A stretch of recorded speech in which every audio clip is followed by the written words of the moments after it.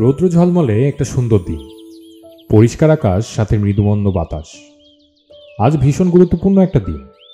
প্রকৃতির এত সব আয়োজন যেন দিনটাকে আশীর্বাদ জানাচ্ছে। আমার মেয়ে লিলি আজ প্রথম স্কুলে যাচ্ছে। তাকে বিদায় জানাতে আমি আর আমার স্ত্রী দাঁড়িয়ে আছি ড্রাইভওয়ের শেষে। লিলি উত্তেজনায় টকবক করছে। গত কয়েক সপ্তাহ ধরে এই দিনটির জন্যই সে উন্মুখ হয়েছিল। প্রথমবার স্কুল বাসে চড়া, নতুন বন্ধু, নতুন অভিজ্ঞতা, এই ছিল তার ভাবনার কেন্দ্রবিন্দু। আমাদের ছোট্ট বাবু লিলির ব্যাকপ্যাকটা ওর তুলনায় বেশ একটু বড়ই লাগছিল, কিন্তু ওর স্নিগ্ধ হাসি এই অমিলটাকে ঢেকে দিচ্ছে।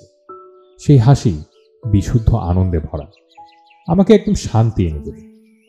আমার স্ত্রী আবার হাত চেপে ধরল, আর আমি অনুভব করলাম তার মধ্যেও এই অনুভূতি ঢেউ খেলে যাচ্ছে। আমার ছোট্ট মেয়েটা বড় হয়ে যাচ্ছে।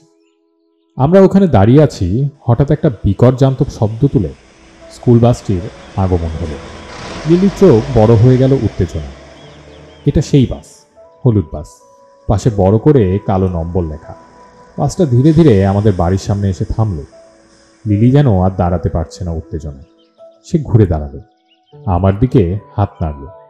তার মুখে গর্ব আর আশা ঝলমল করছে। আমরা তোমাকে নিয়ে গর্বিত, আমরা একসঙ্গে চিৎকার করে উঠলাম। ও শেষবারের মতো একটা চমৎকার হাসি দিল, তারপর লাফিয়ে বাসে উঠে পড়ল। দরজাগুলো একটু ফাঁকা হয়ে সাঁ করে বন্ধ হয়ে গেল, আর ঠিক সেই মুহূর্তে বাসটা চলে গেল। রাস্তার বাঁক ঘুরতেই চোখের আড়ালে চলে গেল বাসটা।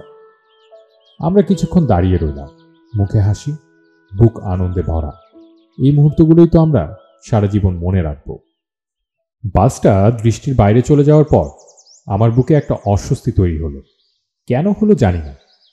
মনে করলাম প্রথম দিনের চাপ। সব বাবা মায়েরই তো এইরকম অনুভূতি হয়।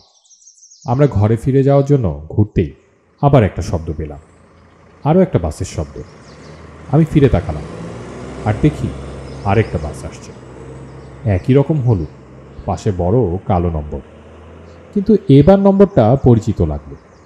এটা আসল বাস, লিলির জন্য নির্ধারিত বাস। আমি একটু ঘাবড়ে উঠলাম। ভুল বাস? আমি আমার স্ত্রীর দিকে তাকালাম।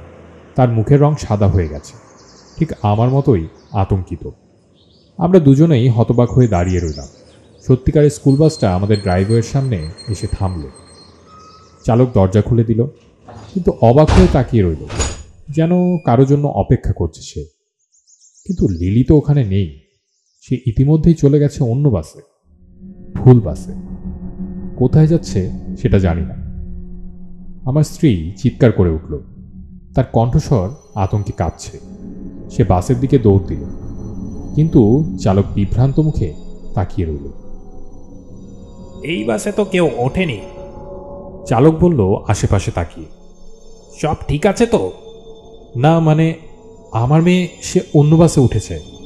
আমি চিৎকার করে উঠলাম, গলা কেঁপে উঠল আতঙ্কে। বাসটা কয়েক মিনিট আগেই এসেছিল। চালক অবাক হয়ে বলল, স্যার, এই রুটে অন্য কোনো বাস নেই। চালকের সেই কথাগুলো শুনে আমার বুকটা ধসে পড়ল। আর কোনো বাস নেই? আমার শরীরের সব রক্ত যেন শুষে গেল। আমার স্ত্রী তখন স্কুলের সঙ্গে ফোনে কথা বলছে, তার কণ্ঠস্বর ভয়ে ভরা। আমি তার কথা ঠিকঠাক শুনতে পাচ্ছিলাম না। আমার মাথায় শুধু একটাই কথা ঘুরছে, লিলি, আমার ছোট্ট মেয়ে, এমন একটা বাসে চেপে গেছে যেখানে তার যাওয়ার কথা ছিল না। ভয়ের একটা শীতল স্রোত আমার শরীর জুড়ে বয়ে গেল। আমার মন দ্রুত সব ভয়ানক সম্ভাবনার দিকে এগোতে লাগল। অপহরণকারী, কোনো অপরাধী, বা আরও খারাপ কিছু। কিন্তু তারপর একটা অদ্ভুত ভয়ানক চিন্তা আমার মাথায় এলো।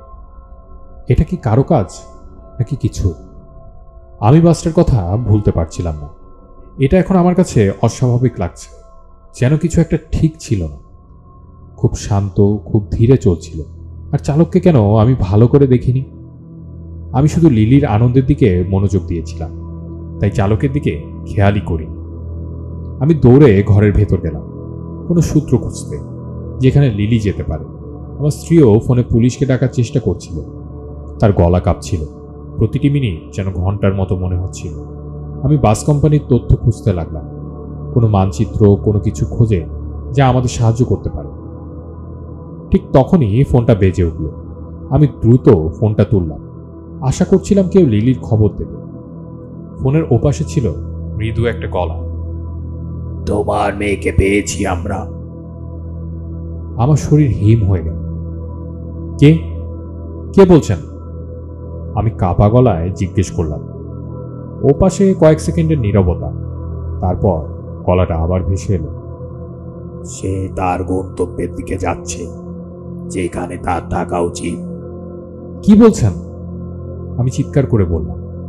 গলা শুকিয়ে গেছে, পুরো শরীর শিউরে উঠছে। ওপাশ থেকে হাসির শব্দ এলো, নিচু আর ঠান্ডা, যেন আমার মেরুদণ্ডে ঠান্ডা স্রোত বইয়ে দিল। সে ভুল বাসে উঠেছে, সে আর কখনোই ফিরবে না। আমি কিছু বলার আগেই লাইনটা কেটে গেল। আমার হাত কাঁপতে কাঁপতে ফোনটা পড়ে গেল। মনে অবিশ্বাস, আতঙ্ক আর অসহায়ত্ব। আমি আমার স্ত্রীর চোখে তাকালাম, তার মুখেও একই রকম ভয়ের ছায়া। আমি সত্যি কথা বলার সাহস পেলাম না। আমি শুধু জানালার দিকে তাকিয়ে রইলাম। সেখানে রাস্তা ফাঁকা, নিস্তব্ধ, যেন সেখানে কখনো কিছু ঘটেই। কিন্তু আমি জানি আসল ঘটনা কি ছিল। ভুল বাস এসেছিল, আর তা আমাদের মেয়েকে নিয়ে গেছে এমন এক জায়গায় যেখানে আমরা কোনোদিন পৌঁছাতে পারবো না। আর সবচেয়ে ভয়ানক ব্যাপার, আমি জানি না আমরা কি আর কখনো লিলিকে দেখতে পাবো।